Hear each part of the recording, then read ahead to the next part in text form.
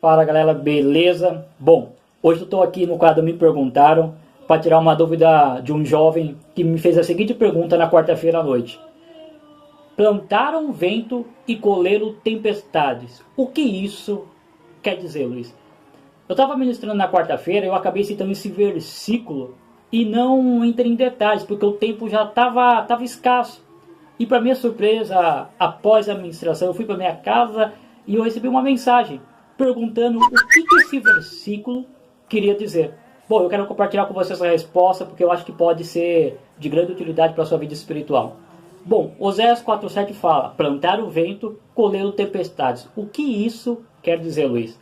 Vamos entender um pouco o que estava acontecendo. O livro de Oséias, ele é uma ilustração de Deus como o esposo, o marido, e a nação de Israel como a mulher.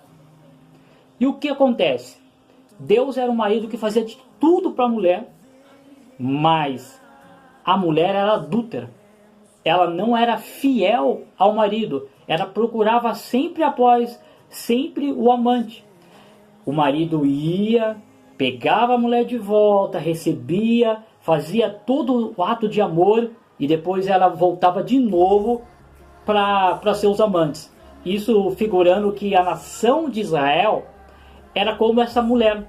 Ela procurava sempre o pecado, procurava sempre outros deuses, mesmo Deus abençoando, mesmo Deus dando o melhor para eles, eles insistiam como uma mulher adúltera ir atrás dos seus amantes, que eram outros deuses, que era o pecado, que era a prostituição. Então aqui no capítulo 8, no verso 7, Deus dá uma mensagem para Oséias, a qual Oséias diz: vocês plantaram vento e agora vão colher tempestade.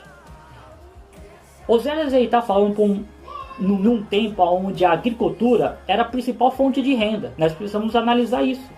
Se você não plantasse, você não colhia. Se você não colhia, você não tinha renda. Se você não tinha renda, você ia passar por necessidade, ia passar por aflição. E é isso que quer dizer. Plantaram vento, ou seja, não fizeram nada. Então eles não deveriam esperar uma colheita. E qual que vai ser o resultado? Problema, fome, miséria. E isso ele usou de uma maneira literal para explicar uma lição espiritual para a nação de Israel, que serve para mim e serve para você também. Ele está dizendo numa ilustração espiritual aqui que se eu cultivar um relacionamento com Deus distante, cultivar um relacionamento com Deus onde eu vivo na prática do pecado igual a nação de Israel, vivo distante, vivo sendo infiel como a nação de Israel, eu não devo esperar como resultado disso coisas boas para minha vida, sabe?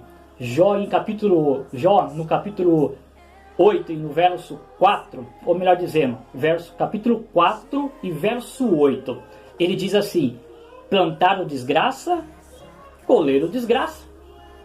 Então existe uma lei que chama-se lei da semeadura, que ela vem da Bíblia. Aquilo que o homem planta, ele colhe. Plantei uma semente de maçã, vou colher a maçã. É óbvio. E essa lei da semeadura aplica-se também no mundo espiritual. E aí que está o ponto-chave. Então é isso que Deus está falando para a nação de Israel: olha, vocês não estão plantando nada no mundo espiritual, vocês não estão cultivando, vocês estão ficando distante. Então o resultado para vocês vão ser tempos difíceis, porque vocês estão longe de mim. E é isso que acontece com a vida de quem vive longe de Jesus. Quem vive longe de Jesus vai ter dificuldade. Quem vive longe da casa do pai vai ter dificuldade. O exemplo disso é o filho pródigo, saiu da casa do pai. Você viu a dificuldade que Jesus contou que ele teve? No final, ele desejou comer a comida dos porcos e aí ele lembrou da casa do pai e voltou. Mas se ele estivesse na casa do pai, ele não tinha passado por dificuldade.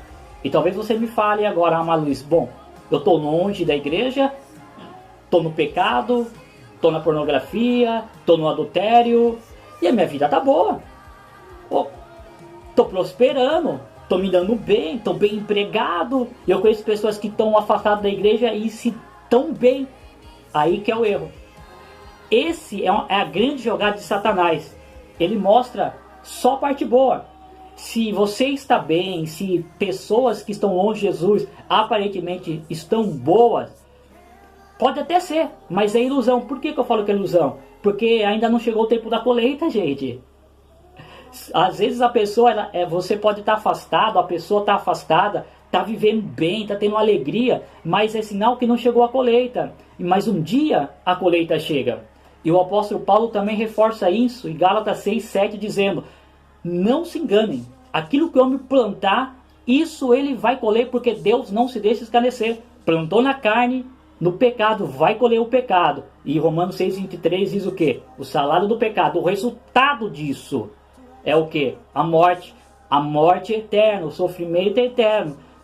Plantou no Espírito, vai colher a vida. Então, é ilusório você achar que a vida sem Jesus está indo bem, está bacana, porque um dia vai chegar o dia de você receber o salário, que é a morte.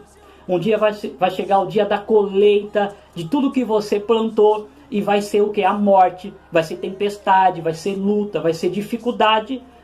E nesse dia não vai ter o que você fazer. Você vai ter que simplesmente viver o sofrimento, viver as lutas. Então, é isso que Deus está falando para a nação de Israel. Que a decisão deles de viverem longe de Deus, eles estavam semeando para ele desgraça, como no livro de Jó fala. Estava semeando para eles o mal. E futuramente isso ia trazer para eles tempestade, um tempo de aflição, de adversidade, que é o que acontece com quem está longe dos caminhos de Jesus. Por isso que eu convido você que porventura está longe dos caminhos de Jesus, volte antes. Volte antes, mude a sua semente, comece a plantar coisas boas, para que no dia da colheita você possa ter ainda coisas boas, você possa colher misericórdia, bondade e o perdão de Deus para a sua vida. Porque senão, não espere outra coisa do que tempestade para a sua vida. Abração, Luiz. Até a próxima. Tchau.